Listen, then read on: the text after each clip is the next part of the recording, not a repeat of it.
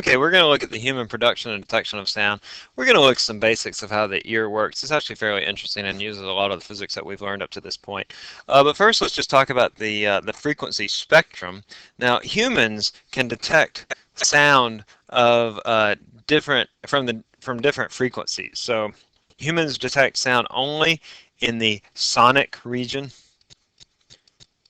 of the spectrum, and that sonic region occurs from about 20 hertz to about 20,000 hertz. This is different for everybody, and especially as you get older, then you can't really hear those higher frequencies, or maybe even those lower frequencies, but especially those higher frequencies will begin to degrade over time if you have hearing damage because of you went to too many, hard rock concerts or whatever it is. So if I go from 20 to 20,000 hertz, we can just test this and try this with your friends. Here I have our little online tone generator. This is one of my favorites, but there are lots on there. Okay, so I'm at 14 hertz, and nobody should be hearing that. I don't know if this will come through on here, but now we're at 20 hertz, and certainly your little earbuds or whatever that you're listening to are not going to be able to produce this kind of sound. But as I go up, there's 114 hertz, and I can hear that. Everybody should be able to hear that. 200 hertz is a little more annoying, but you should be able to hear that. Go up.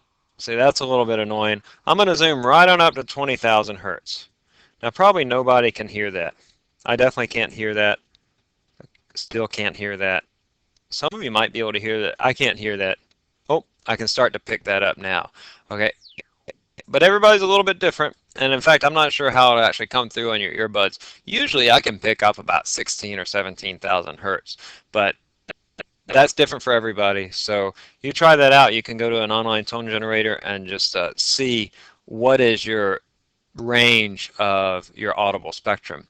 Again, though, for the low end of the spectrum, you really need some big woofers to really produce a 20 hertz sound.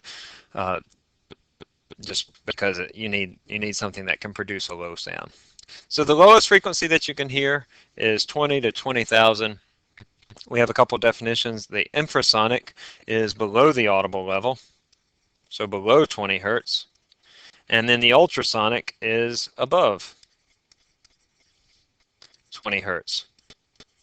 Animals can hear different things, like for example, dogs and cats can hear the ultrasonic above, sorry, not 20 hertz, above 20 kilohertz or 20,000 hertz.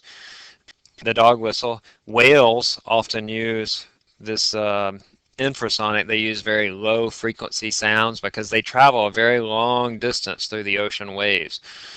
Ultrasonic will travel a much shorter distance. We'll use ultrasound equipment to determine the shapes of things inside of us and also to measure blood flow. In fact, there's a homework problem where you use an ultrasound device to measure the speed of blood flow.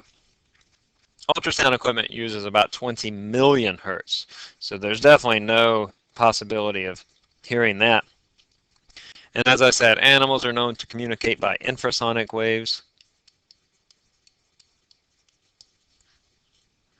which can travel very large distances. I remember as a kid, we'd get National Geographic, or actually, no, I don't know, we didn't get it, but somehow I got a National Geographic, and it would have like one of those little records inside of it, and it was the whale calls. And I just remember as a kid being really fascinated by the whale calls, where they use very low frequency and even subsonic or infrasonic frequencies to communicate with one another, because those sounds will travel a very large distance, almost all the way around the globe almost. So very long distances that can travel.